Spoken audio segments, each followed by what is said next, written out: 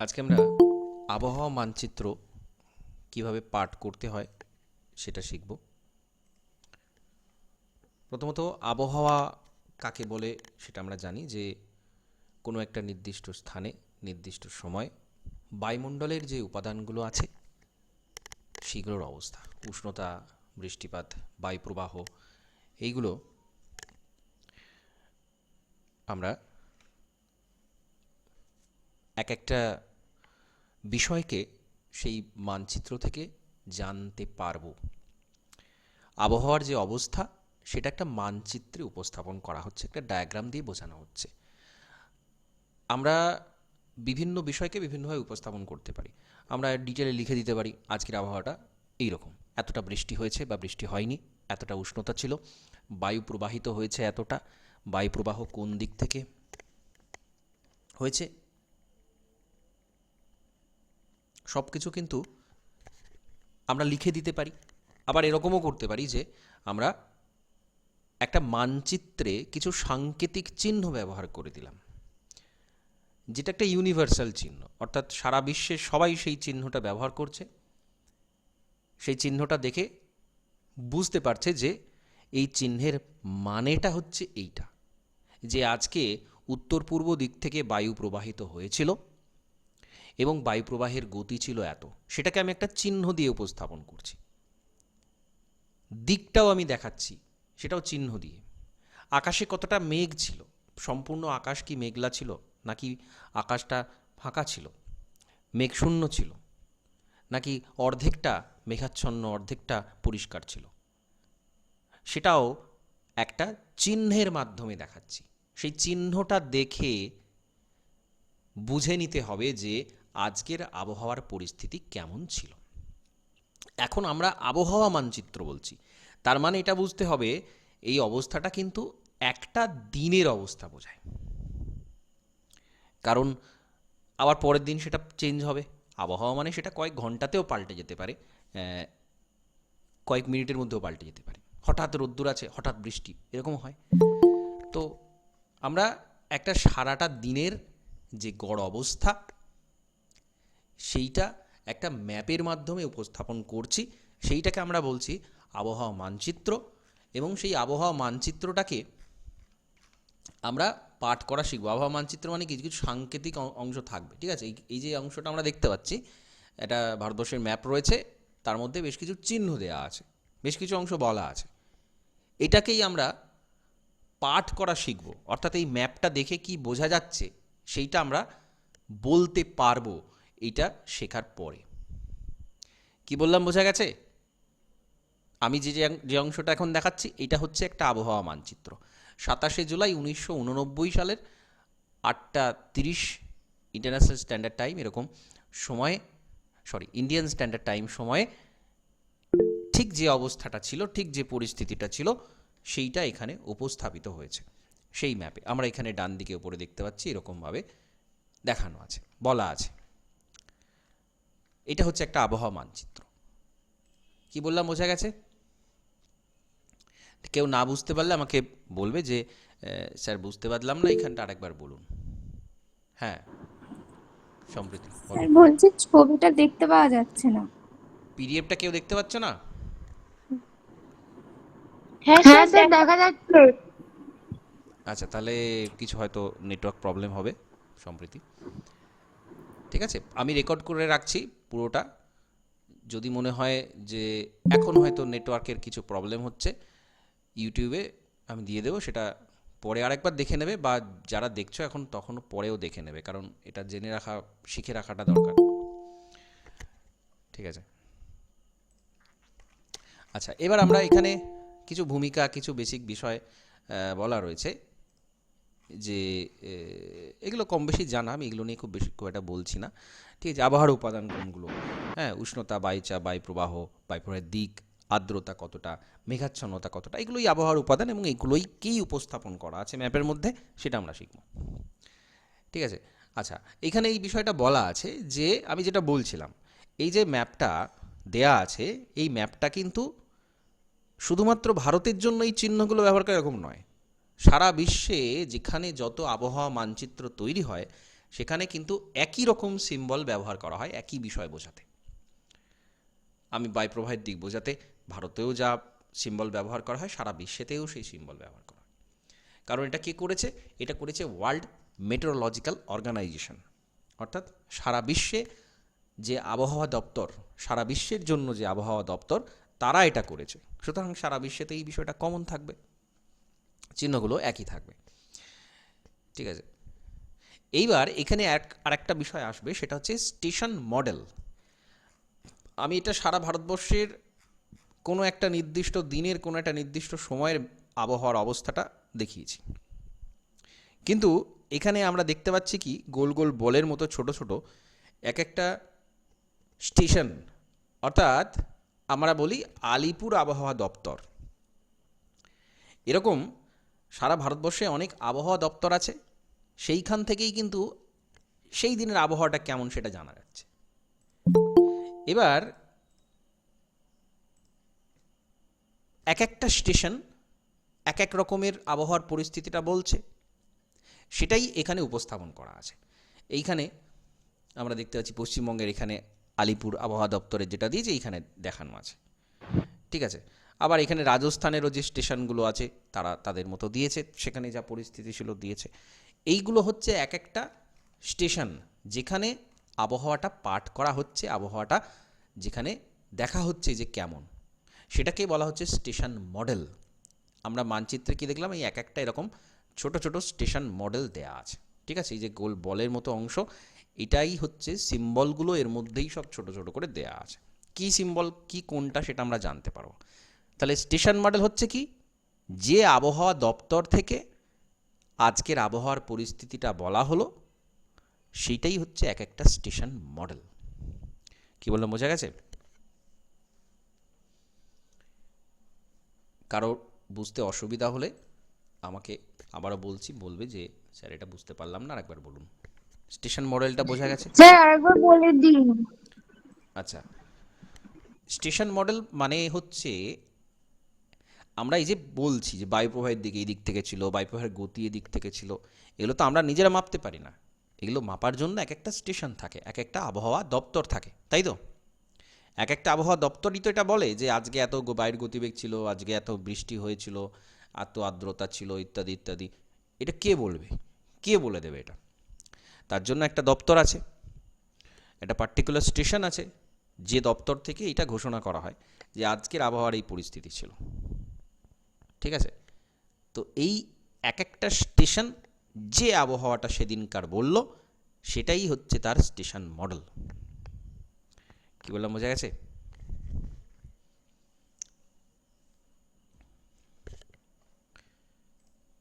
শুনতে পাচ্ছি না, বোঝা গেছে কি?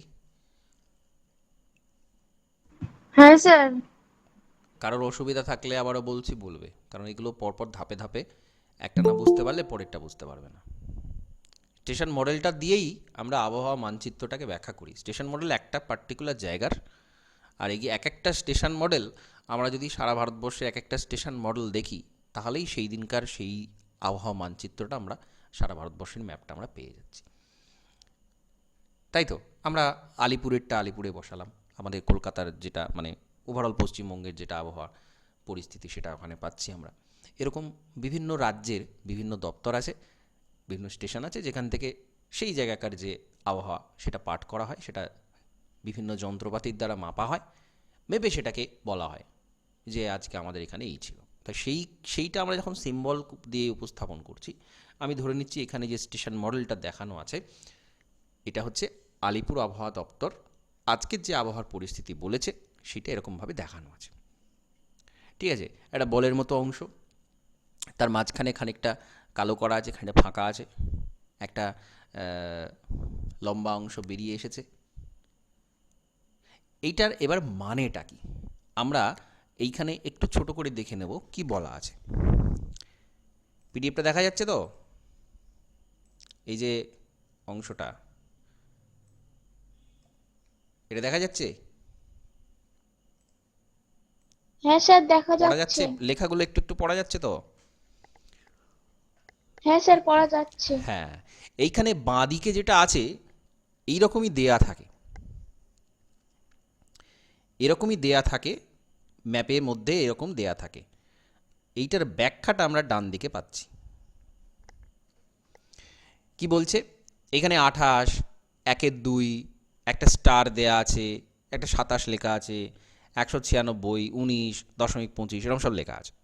আর এদিকে একটা লম্বা মতো বেরিয়ে এসছে, তার মাঝখানে একটা ছোটো মতো দাড়ি, একটা বড় দাড়ি এরকম দেয়া আছে। যাই হোক, তাহলে দেখব এইখানে 28 মানে হচ্ছে এইটা টেম্পারেচার দেওয়া আছে, উষ্ণতা, এবং সেটা ডিগ্রি ফারেনহাইটে দেওয়া আছে, সেলসিয়াসে নেই, ফারেনহাইটে দেওয়া আছে 28। দৃশ্যমানতা অর্থাৎ আমরা কুয়াশা থাকলে যেমন দেখতে পাই না, ধোঁয়াশা থাকলে যেমন দেখতে পাই না, আমাদের চোখের সামনে একটা অবস্ট্যাকল কাজ করে, বাধা কাজ করে, তো সেইটা দৃশ্যমান আছে কিনা, পরিষ্কার আবহাওয়াটা কিনা, সেইটা বলা আছে এরকম হাফ মাইল পর্যন্ত পরিষ্কার দেখা যাচ্ছে, এর মানে এটা। এই যে স্টার দেয়া আছে এর মানে হচ্ছে আবহাওয়াটা মনোরম।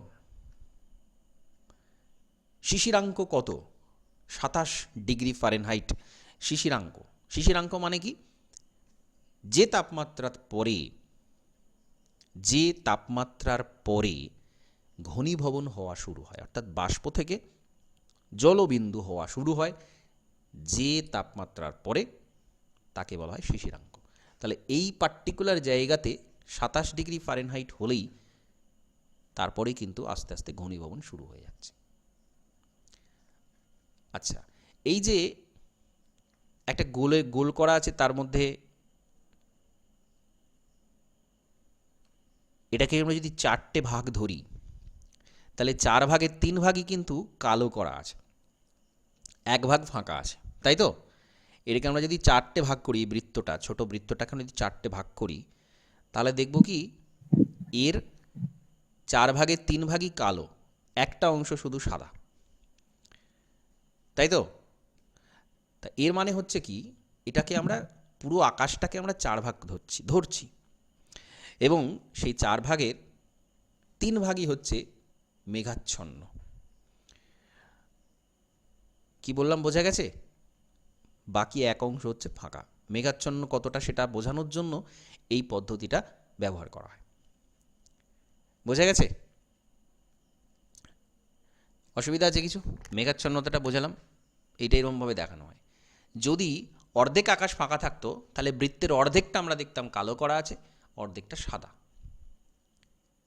যদি দেখতাম যে মাত্র 25 ভাগ বা 4 ভাগের 1 ভাগ মাত্র কালো আছে, তার মানে হচ্ছে আকাশের 25% বা আকাশের 4 অংশের মধ্যে 1 অংশই হচ্ছে শুধুমাত্র মেঘ আছে, বাকি 3 অংশ হচ্ছে ফাঁকা, পরিষ্কার আবহাওয়া। তাহলে এইভাবে এটাকে বোঝানো হয়। তারপরে 196 লেখা আছে, এটা হচ্ছে বায়ু কতটা চাপ দিচ্ছে, বায়ুর প্রেশার কতটা, সেইটা। 0.25 দিয়ে বৃষ্টিপাত দেখানো আছে। বিগত 6 ঘন্টায় 0.25 ইঞ্চি বৃষ্টি হয়েছে। এবার এই যে লম্বা করে বের করা আছে একটা লাঠির মতো নিচের দিকে, এইটা কি? এটা হচ্ছে প্রথমত, এটা আছে কোন দিকে? এটা দেখো দক্ষিণ পশ্চিম দিকে আছে। এ লম্বা হয়ে যে বেরিয়ে এসছে, এটা আছে দক্ষিণ পশ্চিম দিকে, তাই তো? নিচের দিকটা দক্ষিণ, আর একটু সরে গেছে, তাহলে এটা দক্ষিণ পশ্চিম দিকে আছে দিকটা। বোঝা যাচ্ছে?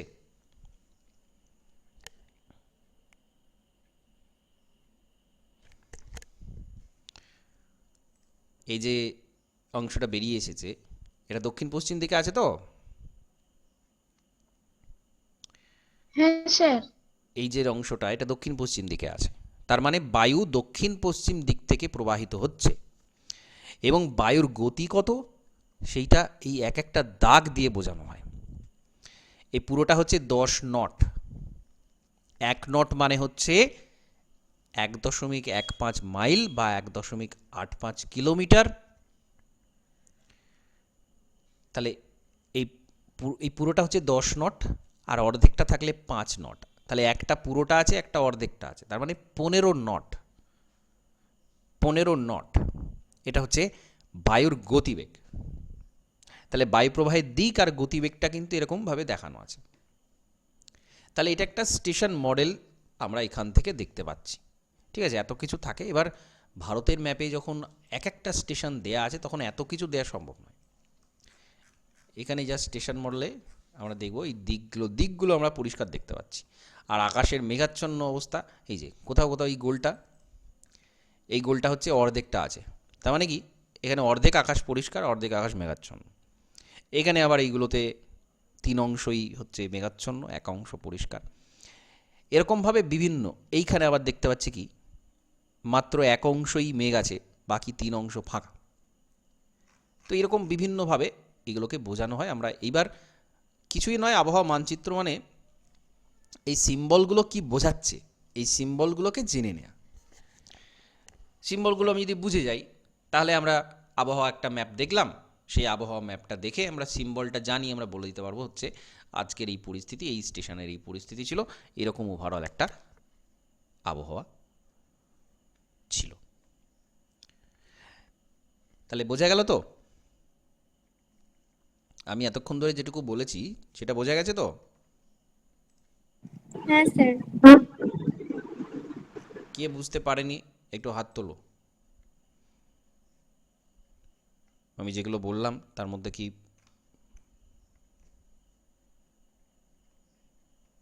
বোঝা অসুবিধা আছে কারো? এইখানে আমি যে আবহাওয়া দপ্তরের কথা বলছিলাম, এখানে সেটা বলা আছে।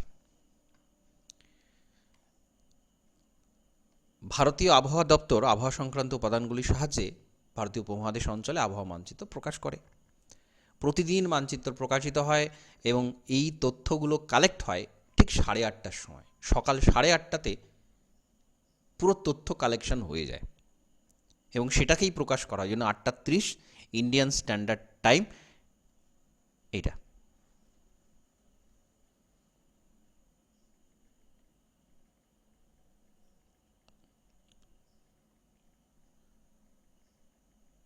বোঝা গেল?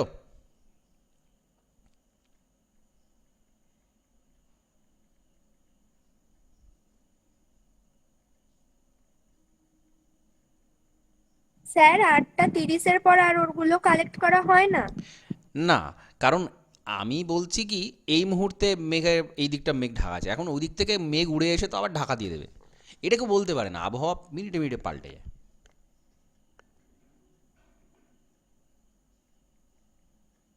কি বললাম বোঝা গেছে? হ্যাঁ স্যার। আমার এই মুহূর্তে কি পরিস্থিতি আছে এটা আমরা কি করে বুঝবো? আমরা একটা পার্টিকুলার টাইম না ধরলে আমরা কি করে বুঝবো যে 8:30টার সময়তে যা পরিস্থিতি সেটাকে নেওয়া হলো, আর কিছু না। ওকে, এখানে যেমন বলা আছে হ্যাঁ স্যার। ভারতে কল্পনা আর ইনস্যাট-3A এই দুটো কৃত্রিম উপগ্রহকে ব্যবহার করা হয় এটা জানার জন্য। ঠিক আছে, আমরা আবহাওয়াটাকে যদি আরও ভালো করে পর্যবেক্ষণ করতে চাই তাহলে আমাদের কৃত্রিম উপগ্রহের সাহায্য নিতে হয়।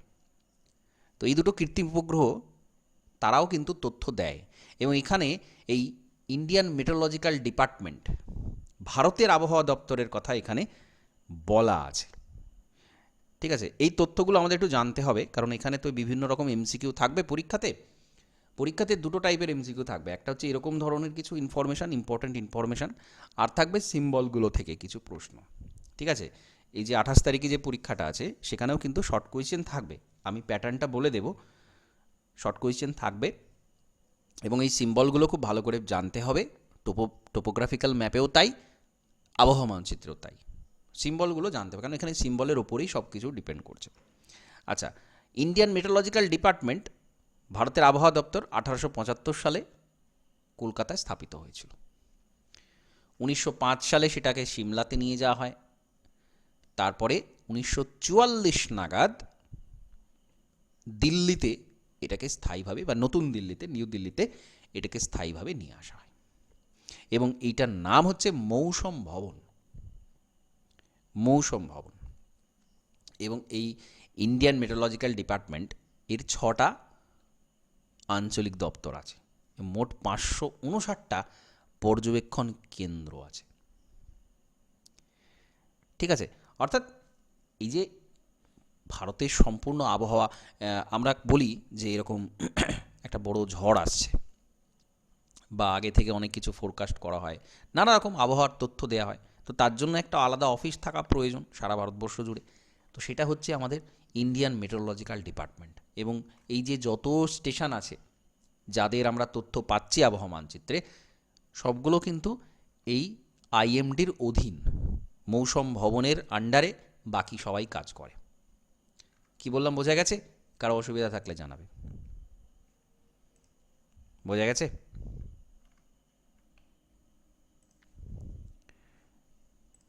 ঠিক আছে, তাহলে এবার আমরা মূল অংশে চলে আসব, যে আবহাওয়া মানচিত্রে বিভিন্ন কী কী উপাদান এখানে দেয়া হয়, তার একটা বেসিক জিনিস এখানে দেয়া আছে।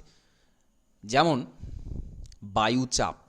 বায়ুচাপ কিসে প্রকাশ করা হয়? আমরা জানি বায়ুচাপ মিলিবার এককে প্রকাশ করা হয়। বায়ুর চাপ মাপার যন্ত্র হচ্ছে ব্যারোমিটার, হয় সেটা 14-এর ব্যারোমিটার হয় অথবা অ্যান্ড্রয়েড ব্যারোমিটার হয়। সাধারণত 14 ব্যারোমিটারই ব্যবহার করা হয়।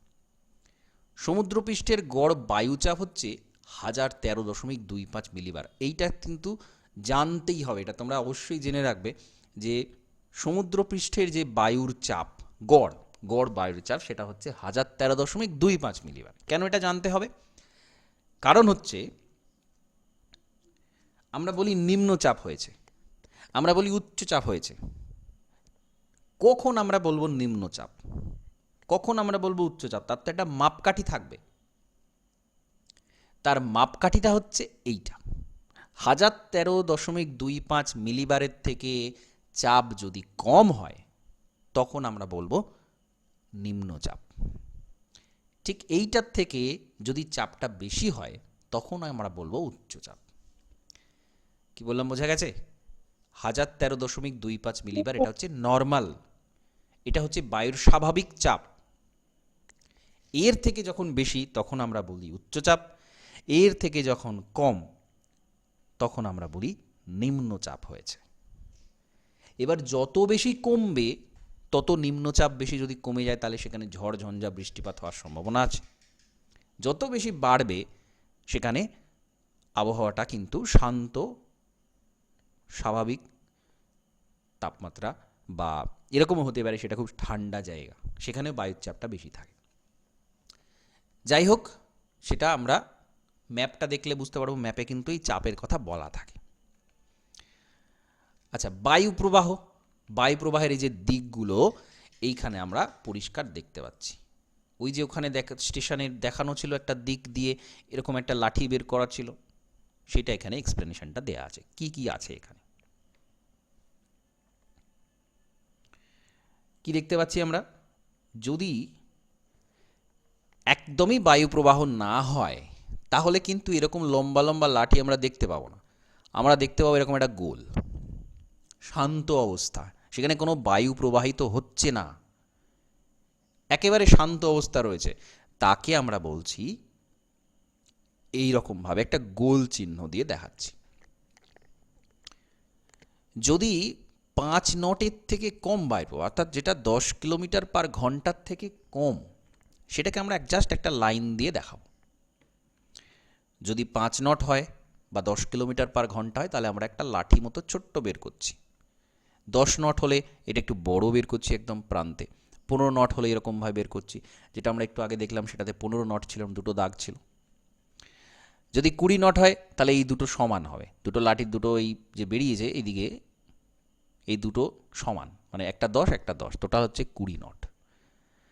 যদি 20-র পরে একটা ছোট থাকে তাহলে সেটা 25 নট হবে। 50 নটকে আর অন্যভাবে দেখানো হচ্ছে না, একদম একটা ত্রিভুজের মতো মাথায় বসিয়ে দেওয়া হচ্ছে, লম্বা করে ছুঁচালো কুড়ুলের মতো ত্রিভুজের মতো বসিয়ে দিচ্ছে, তার হচ্ছে 50 নট। এটা কিন্তু যথেষ্ট ঝড়, অ্যাকচুয়ালি ঝড় 92.5 কিলোমিটার পার ঘন্টা, এটা যথেষ্ট ঝোড়ো হাওয়া, যথেষ্ট ঝোড়ো হাওয়া। কারণ আমাদের যে সাধারণ ঝড়গুলো হয়, সাধারণ ঝড়ের গতি 100-120 এরকম কিলোমিটারের কাছে সাধারণ ঝড়ের গতি চলে যায়। তো সেটা এরকমভাবে দেখানো হয়। এরকম চিহ্ন আমরা যদি কোথাও কোনো স্টেশনে দেখতে পাই তার মানে সেই জায়গাটা কিন্তু ঝড় হয়েছে ওই সময়, সেই সময় প্রচণ্ড জোরে বায়ু প্রবাহিত হচ্ছিল, তার জন্য। 75 নট এরকম একটা কালো করে ত্রিভুজ দেওয়া আছে, মানে সেটা 50, বাকি আরও 10 10 20 5 25, তাহলে এটা 75 নট। আর দুটো ত্রিভুজ বসানো আছে মানে 50 50 100 নট হয়ে যাচ্ছে। তাহলে ঝড় হচ্ছে প্রবল ভয়াবহ ঝড় হচ্ছে 185 কিলোমিটার পার ঘন্টা ঝড়, মানে সেটা বিশাল মাপের ঝড়, সেটা চট করে আমাদের এখানে হয় না। এই যে আমরা বিগত সময়ে কয়েকটা ঝড় দেখলাম, সেগুলো কিন্তু এরকম ছিল না, এতটা ভয়াবহ ছিল না। যাই হোক, এইটা হচ্ছে সিম্বল। আমরা এটা দেখব ম্যাপের মধ্যে, এগুলো কোনটা কি দেয়া আছে আমরা সেটা দেখে বুঝে যাব যে বায়ুর গতিবেগটা এতটা ছিল। তাহলে এটা বুঝতে অসুবিধা আছে কারো? যদি অসুবিধা থাকে তাহলে বলো যে স্যার এটা বুঝতে পারিনি।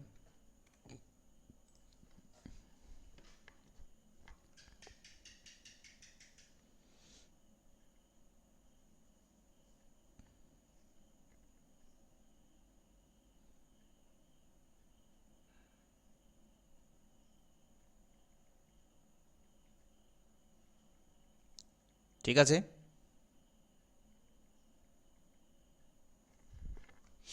আচ্ছা তাহলে পরের অংশটা আমরা দেখব এবার।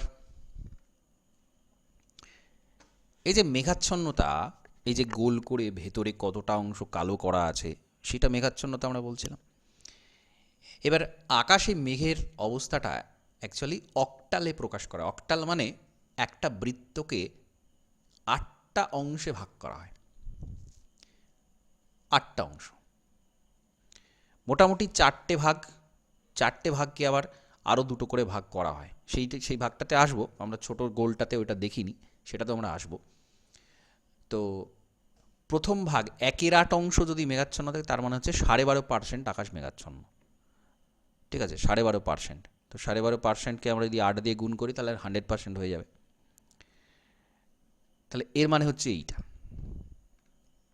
এইখানে আমরা সিম্বলগুলো সবকটা পাচ্ছি, সবগুলো পাচ্ছি। একটা বৃত্ত, ভেতরে কিচ্ছু নেই, জাস্ট একটা গোল বৃত্ত, তার মানে একদম মেঘ মুক্ত আকাশ। আকাশে কোথাও কোনো মেঘ নেই, কিচ্ছু নেই, পুরো একদম পরিষ্কার আকাশ। 1/8 অংশ আকাশ মেঘ রয়েছে, অর্থাৎ ওই 12.5% আকাশের একটা কোথাও কোণে বা এদিক ওদিকে ছিটে ফোঁটা সামান্য মেঘ, 1/8 অংশ মেঘ। তখন বৃত্তের মধ্যে একটা লম্বা করে ছোট্ট লাইন একটা টেনে দেওয়া হচ্ছে। 1/4 অংশ আকাশ মেঘাবৃত। 1/4 মানে কি, এটা 2/8, 2/8কে এরকম 2/8 মানেই হচ্ছে 1/4। তার মানে আকাশের 4 ভাগের 1 ভাগ বা 8 ভাগের 2 ভাগ মেঘাচ্ছন্ন আছে, তাই তো? এটাকে 8 ভাগের 2 ভাগও আমরা বলতে পারি, 4 ভাগের 1 ভাগও বলতে পারি। আবার 8 ভাগের 3 ভাগ যদি হয় মেঘাচ্ছন্ন, তাহলে 8 ভাগের 2 ভাগ যেটা ছিল বা 4 ভাগের 1 ভাগ যেটা ছিল তার থেকে একটা লম্বা লাইন বের করে যাচ্ছে। এখানে বোঝানো হচ্ছে না, জাস্ট লাইনটা বের করে, তার মানে 3/8 অংশ আকাশ মেঘাচ্ছন্ন। এরকমভাবে 1/2 অংশ বা 4/8 অংশ, 4/8 অংশ মানে 1/2 অংশ বা অর্ধেক আকাশ মেঘাচ্ছন্ন। 5/8 হলে অর্ধেকের সাথে একটা লাইন আসছে। তারপরে 3/4 অংশ হলে 4 ভাগের 3 ভাগ এটা ভর্তি করে দেওয়া হচ্ছে। 7/8 হলে পুরোটা কালো, মাঝখানটা একটু সাদা।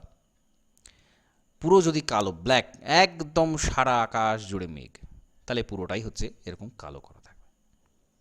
আকাশ অস্পষ্ট, এই গোল করে ক্রস দেওয়া আছে, অর্থাৎ দেখা যাচ্ছে না, বোঝা যাচ্ছে না, অস্পষ্ট আকাশ, সেটাকে এইভাবে উপস্থাপন করা হয়। আর গোল করে যদি ভেতরে একটা এম লেখা থাকে তার মানে জানা সম্ভব হয়নি।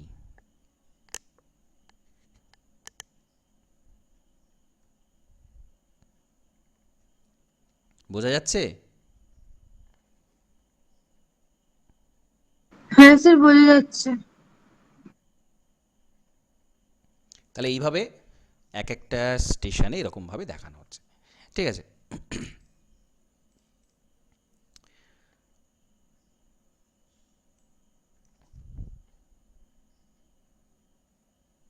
এবার আমরা দেখব বৃষ্টিপাতের কি অবস্থা। অধক্ষেপণ, অ্যাকচুয়ালি অধঃক্ষেপণের মধ্যে কিন্তু অনেক কিছু আসে, যেগুলো আকাশ থেকে ওপর থেকে ঝরে পড়ছে, ওপর থেকে নিচে এসে পড়ছে, সেটা হচ্ছে অধঃক্ষেপণ। বৃষ্টিপাতকে আমরা অধঃক্ষেপণ বলবো, তুষারপাতকে অধঃক্ষেপণ বলবো, বৃষ্টির সাথে যদি শিল পড়ে, শিলাবৃষ্টি, সেটাকেও আমরা অধঃক্ষেপণ বলবো। স্লিট, এটা কি হয়, ভূপৃষ্ঠের কাছাকাছি এসে বৃষ্টির জলকণাটা বরফে পরিণত হয়, তখন সেটাকে স্লিট বলে। অর্থাৎ আকাশ থেকে যখন পড়ছে তখন বৃষ্টি, কিন্তু ভূপৃষ্ঠের কাছাকাছি এসে সেটা তুষার হয়ে গেল, সেটা হচ্ছে স্লিট। তো এইগুলো সব কটাই হচ্ছে অধঃক্ষেপণ। কিন্তু যদি কুয়াশার কথা বলা হয়, কুয়াশা কিন্তু কখনোই পড়ে না, ওপর থেকে ঝরে পড়ে না, কুয়াশা জমে, তো কুয়াশা কিন্তু অধঃক্ষেপণের মধ্যে আসে না। শিশিরও জমে, শিশির ঝরে পড়ে না ওপর থেকে বৃষ্টির মতো। তাহলে অধঃক্ষেপণ মানে হচ্ছে এইগুলো, বৃষ্টিপাত, তুষারপাত, শিলাবৃষ্টি, স্লিট, এইগুলো হচ্ছে অধঃক্ষেপণ, ওপর থেকে নিচে আসে। বোঝা গেল? এবার এর জন্য কি সিম্বল দেওয়া হয়?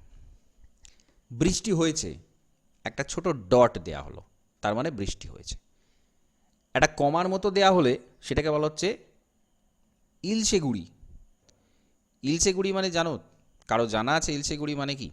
ইলশে গুড়ি মানে না সেই, স্যার। ইলশে গুড়ি মানে কিরকম বৃষ্টি হয়?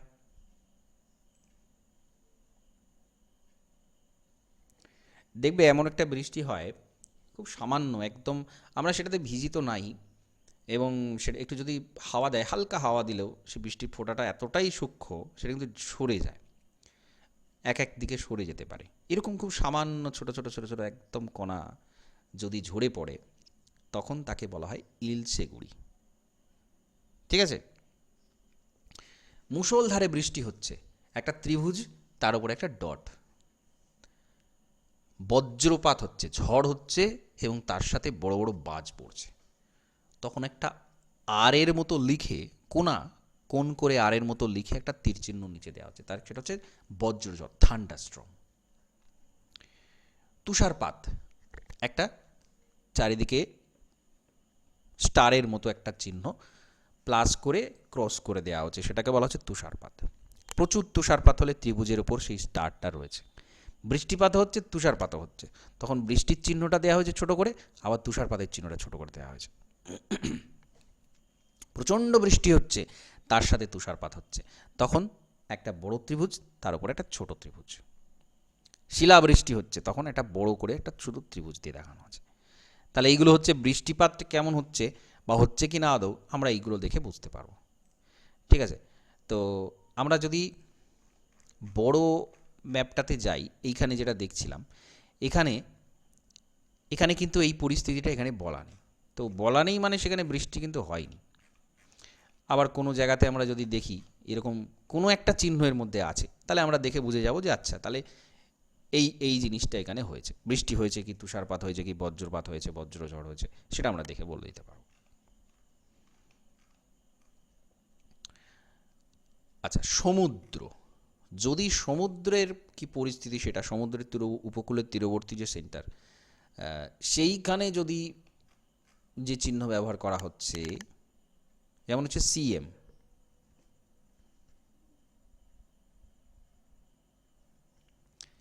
সিএম মানে হচ্ছে শান্ত সমুদ্র, কোনো ঝড়ঝঞ্ঝার কোনো পরিস্থিতি নেই। S M, capital S small M, smooth, নিস্তরঙ্গ, মসৃণ, সাধারণ অবস্থা। স্লাইট, অস্থির, সমুদ্রে কিছুটা ঝড় হচ্ছে, সমুদ্র কিছুটা উত্তাল, খুব সামান্য উত্তাল, সেটা হচ্ছে স্লাইট, এসএল। এমওডি, মড, মানে মডারেট, মাঝারি উত্তাল, সমুদ্রে একটু একটু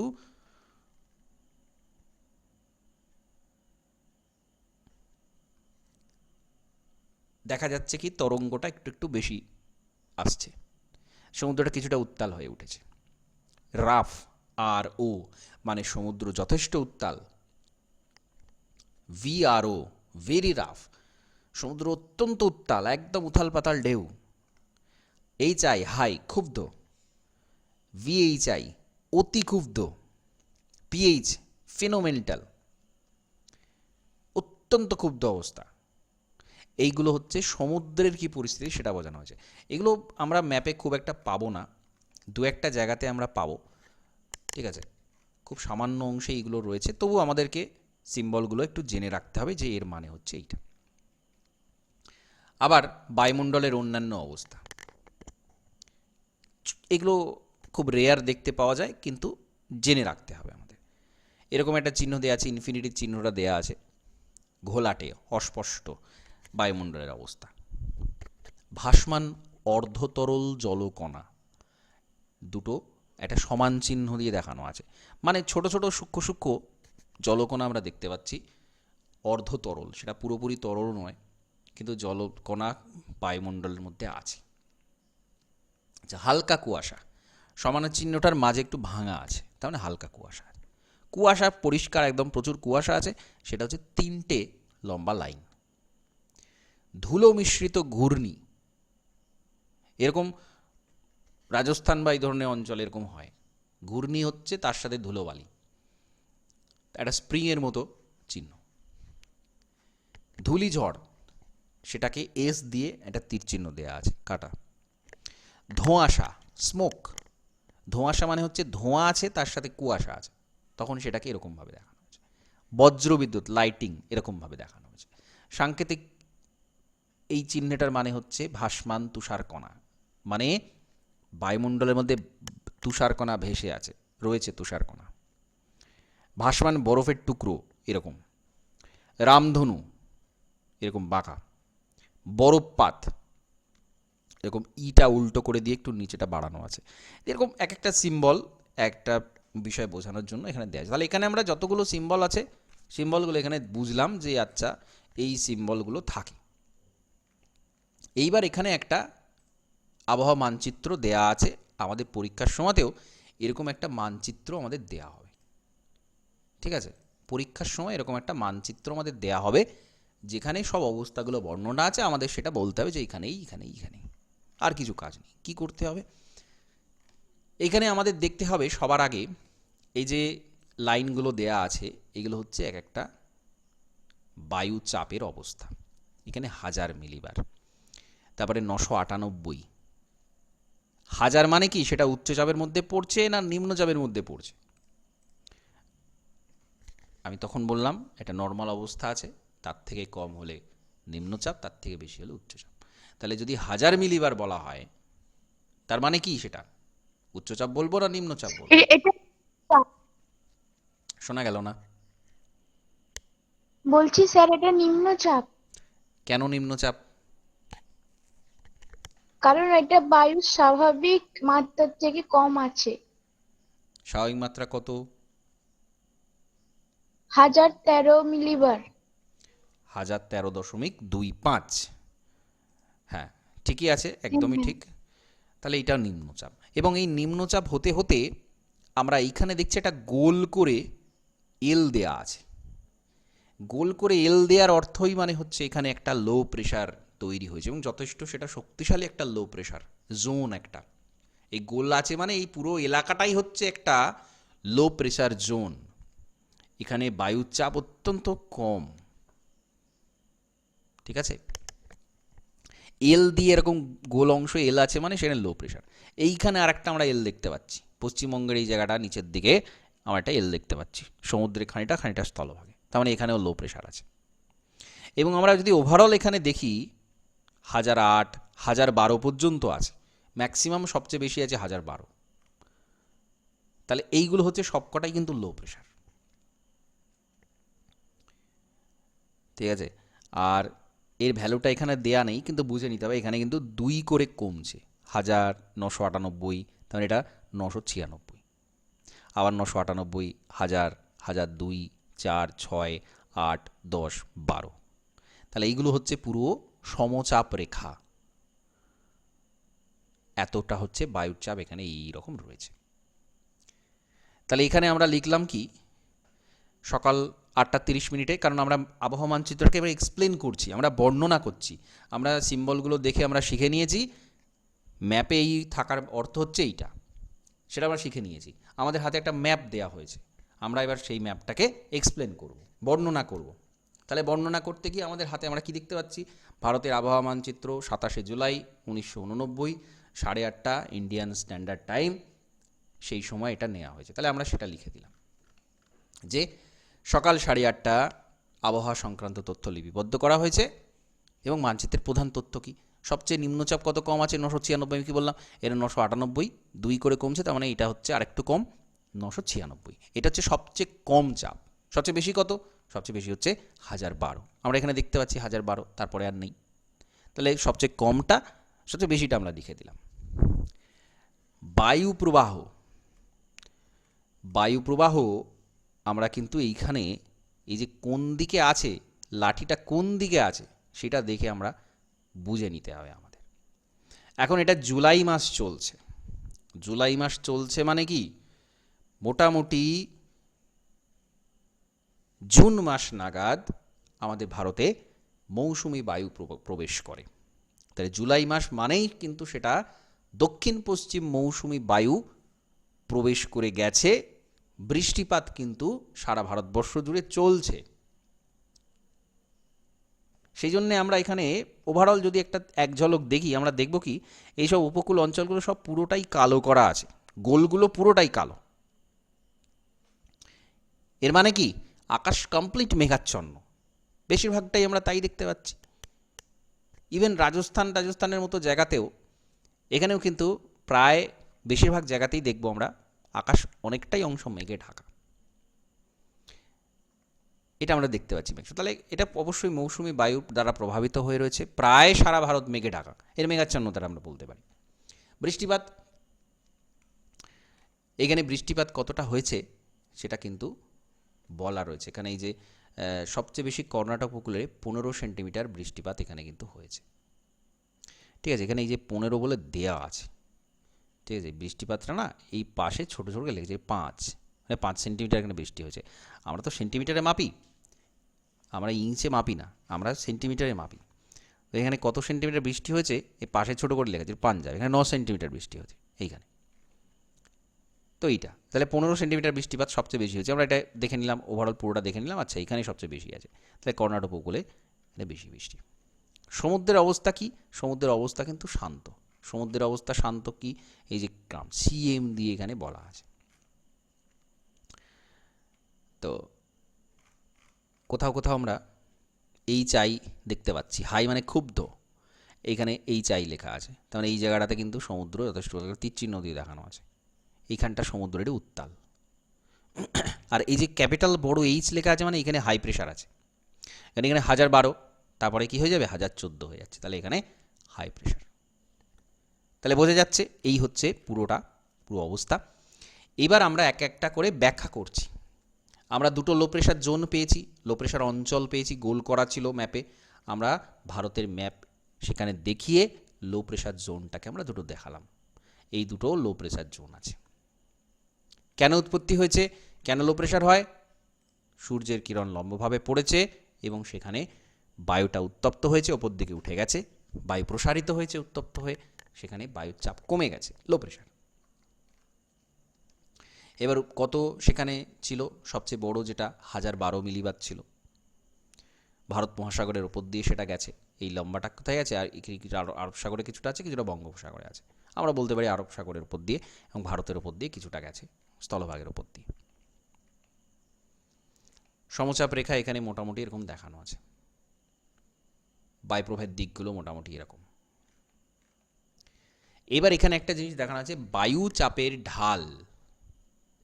বায়ুচাপের ঢাল কী করে বের করবো আমরা, এখানে একটা ক্রস সেকশন করতে হবে, যেমন আমরা টোপোশিটের উপর ক্রস সেকশন করেছিলাম, একটা লাইন নিয়েছিলাম, এখানেও কিন্তু একটা লাইন নিতে হবে, ম্যাপটার উপরে একটা লাইন নিতে হবে। এখানে কোথায় নেওয়া আছে, পাঞ্জাব থেকে কেরালা পর্যন্ত নেওয়া হয়েছে, তার মানে এইখান থেকে একটা এই কেরালা পর্যন্ত লম্বা এখানে লাইন টেনে দেওয়া হয়েছে। কেন, কারণ আমরা এইখানে মোটামুটি সবগুলো সমচাপ রেখা পাচ্ছি, ওপর থেকে নিচে পর্যন্ত সবগুলো পাচ্ছি, আমরা লো প্রেশার দেখাতে পাচ্ছি, এখানে হাই প্রেশারটাও দেখাতে পাচ্ছি। তাহলে এইখানে আমরা একটা লাইন নিয়ে নিলাম, কী বলছি বোঝা গেছে, কারো বুঝতে অসুবিধা থাকলে বলো। এইখান থেকে সোজা একটা লাইন আমরা এখানে টানবো ওপর থেকে নিচে পর্যন্ত, বোঝা গেল? না স্যার, আর একবার বলুন। আমরা একটা ক্রস সেকশন দেখাবো, মানে ঠিক যেমন আমরা ট্রানজেক্ট চার্ট করেছিলাম টোপোশিটে, যেমন আমরা একটা প্রোফাইল করেছিলাম, একটা ক্রস সেকশন করে একটা লাইন টেনে, ম্যাপের উপর একটা লাইন টেনে, এখানে একটা ম্যাপের উপর আমরা লাইন টানবো। কীরকম লাইন? যে সবগুলো সমচাপ রেখাকে ছেদ করছে এরকম একটা লাইন টানছি, পাঞ্জাব থেকে কেরালা পর্যন্ত। ঠিক আছে, এরকম একটা লাইন টানছি আমরা। বোঝা গেল? হ্যাঁ স্যার।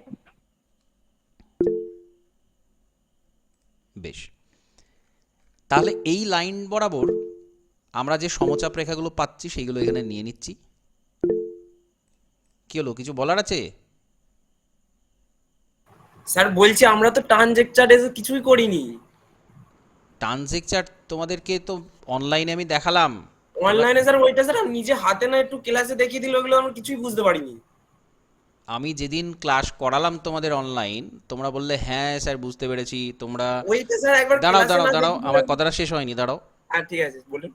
তোমরা খাতা তৈরি করলে, খাতা তৈরি করে তোমরা বললে হ্যাঁ হয়েছে, সব ঠিক আছে।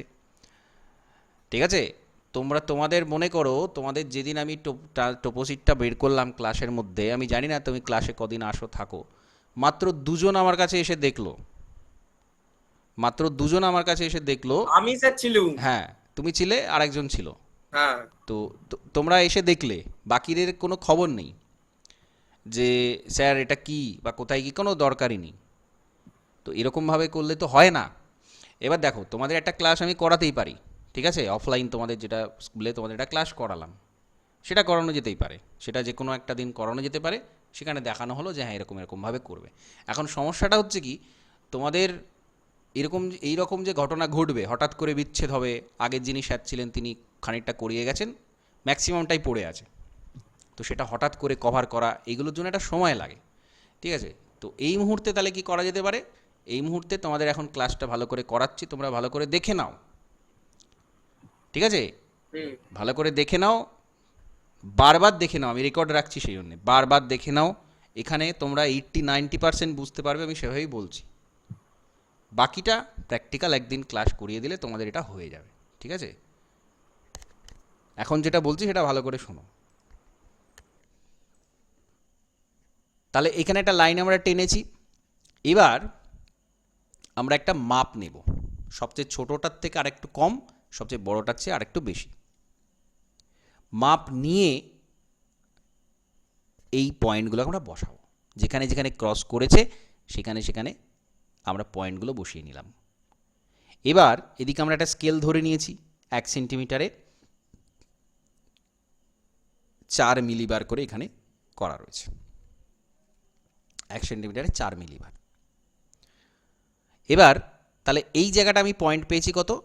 996, তাহলে এখানে সবচেয়ে কম। তারপরে পেয়েছি 1000, তাহলে এই পর্যন্ত পয়েন্টটা উঠলো। তারপরে পেয়েছি 1004, আস্তে আস্তে বাড়ছে, কারণ নিচের দিকে তো আস্তে আস্তে চাপটা বাড়ছে, নিচের দিকে আস্তে আস্তে চাপটা বাড়ছে। তো তাহলে এইভাবে আমরা পয়েন্টগুলোকে একটা লাইন দিয়ে যোগ করে দিলাম। তাহলে এখানে কি দেখতে পাচ্ছি, সবচেয়ে নিম্নচাপটা ছিল তো এদিকে, এখানে সবচেয়ে নিম্নচাপ ছিল, তাই না? এই জায়গাতে নিম্নচাপ ছিল, আর এখানে সবচেয়ে উচ্চচাপ আছে। তো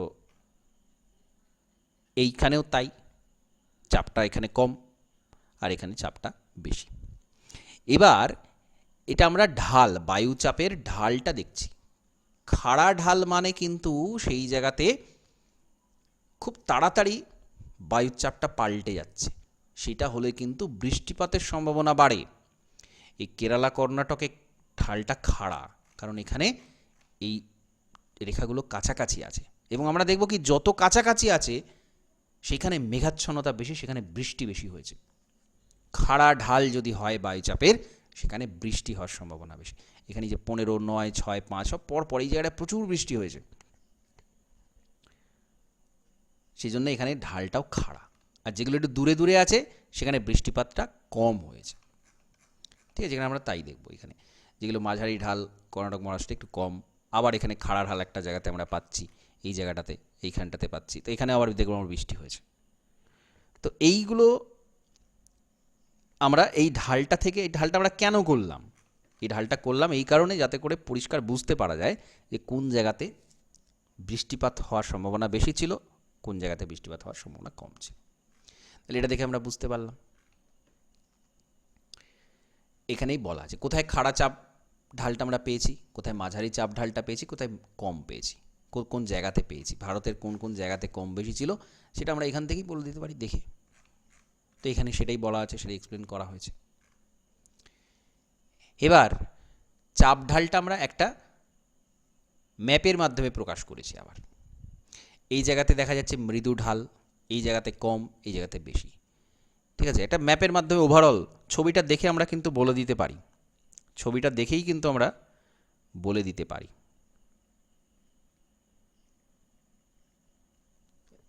এইখানে আমি আবার চলে যাব ছবিতে, মূল ছবিতে চলে যাব।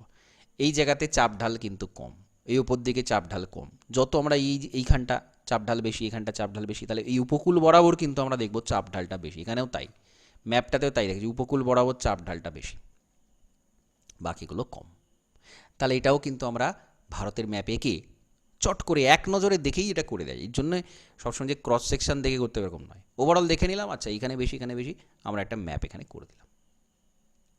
বায়ু প্রবাহের দিক, এইখানে আমরা কোন দিকে আছে, লাঠিগুলো কোন দিকে আছে সেটা দেখে বলবো। এইখানে এই দিক থেকে আসছে মোটামুটি, এই দিকেরগুলো আমরা দেখব দক্ষিণ পশ্চিম দিক থেকে আসছে, এটা আবার উপর দিকে, এটা এই দিকে। তো এখানে ওভারঅল একটা সেরকম ম্যাপ দেখানো আছে, কোন দিকে কোনগুলো আছে তীর চিহ্ন দিয়ে দেখানো আছে। হলো।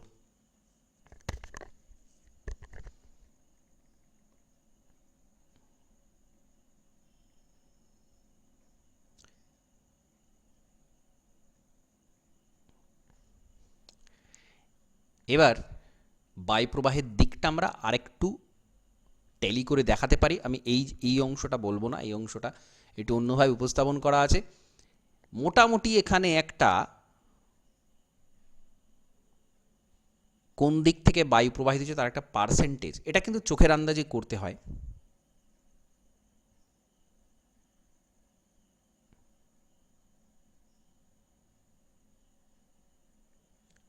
কোন জায়গাটায় কতটা কোন দিক থেকে বায়ু আসছে। দক্ষিণ পশ্চিম মৌসুমী বায়ু মোটামুটি আমরা দেখছি 28% এসছে কোন কোন জায়গাতে, মানে দক্ষিণ পশ্চিম দিকে ওই যে লাঠিটা কোন দিকে আছে। দক্ষিণা বায়ু যেটা দক্ষিণ দিকে থাকবে কতটা আছে, মোটামুটি 8% মতো। এলোমেলো বায়ু মোটামুটি 33% মতো।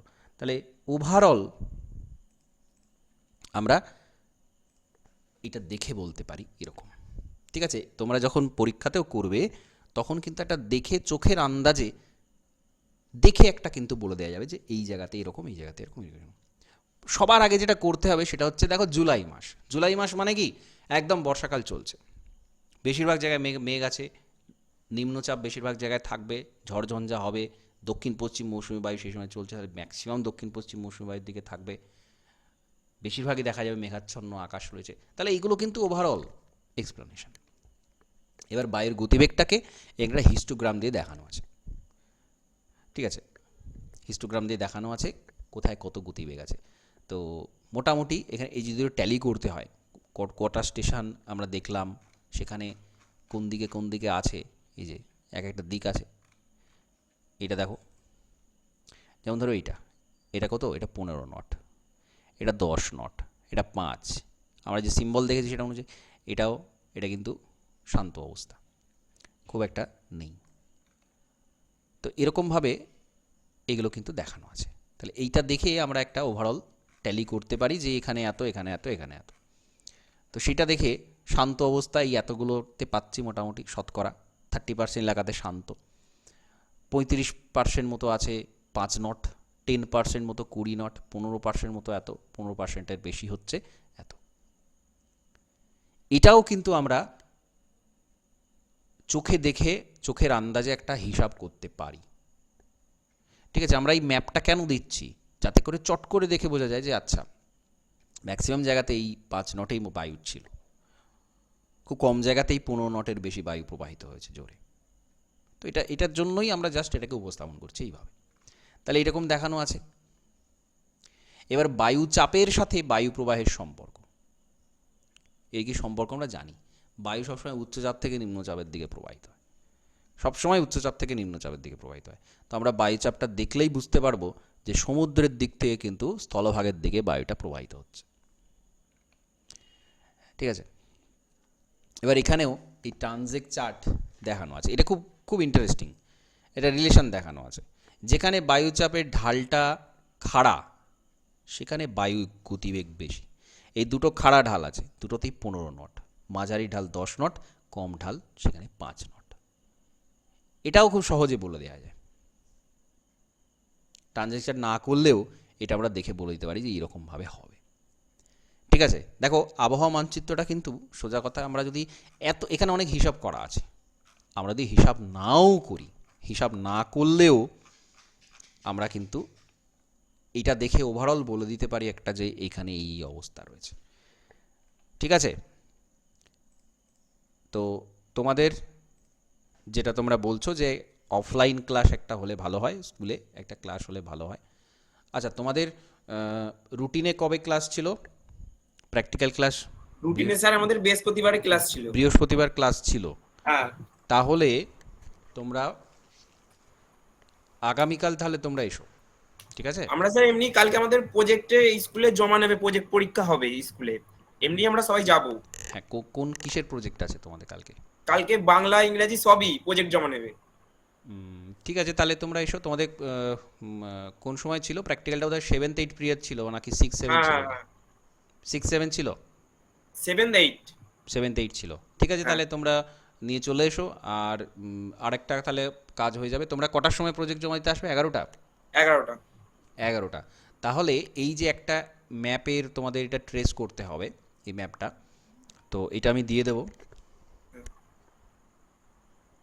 এটা তোমরা একটু। আর স্যার টোপো সিটের জন্য যে আমাদের মানে ম্যাপ, ওই ম্যাপ তো আমাদের কাছে নেই, ওই জন্যই মেন সমস্যাটা হচ্ছে। তোমাদের কিছু সমস্যা হবে না, এত চাপ নেওয়ার তো কিছু নেই, আর পরীক্ষাটা তো তো স্যার 28 তারিখে পরীক্ষা স্যার। এত চাপ নেওয়ার কিচ্ছু নেই। আমি তো বলছি কোশ্চেন আমি করব, খাতা আমি দেখব, সবটাই আমি করব, তো তোমাদের এত স্যার চাপ নেওয়ার আপনি কিছু। তো দেখবেন। হ্যাঁ আপনি তো স্যার বলে দেবেন হ্যাঁ, পরীক্ষা যদি ভুল হয়। দেখো আমি তো কোশ্চেন পুরোপুরি তোমাদের হুবহু দিয়ে দিতে পারি না, তোমাদের আমি সাজেশন দেবো যে এরকম এরকম করবে, এই পরীক্ষায় পড়বে এবং হ্যাঁ স্যার, ওটা দিলে এইটা কি এরকম হবে? এলে তোমরা এই জিনিসটা করবে। ঠিক আছে, তোমাদের কখনোই কঠিন জিনিস দেয়া হবে না, কিন্তু তোমাদের শিখতে হবে পুরোটা। এই যে আমি এত সিম্বল নিয়ে কথা বললাম, এত সিম্বল কোনোদিন থাকে না, কিছুই থাকবে না পরীক্ষাতে এত কিছু, কিন্তু তোমাদের শেখার জন্য আমি বললাম। এতে একটা ঘন্টা টোটাল আমি বললাম, এত কিছু লাগে না অ্যাকচুয়ালি, কিন্তু তোমাদের এটা শেখা দরকার।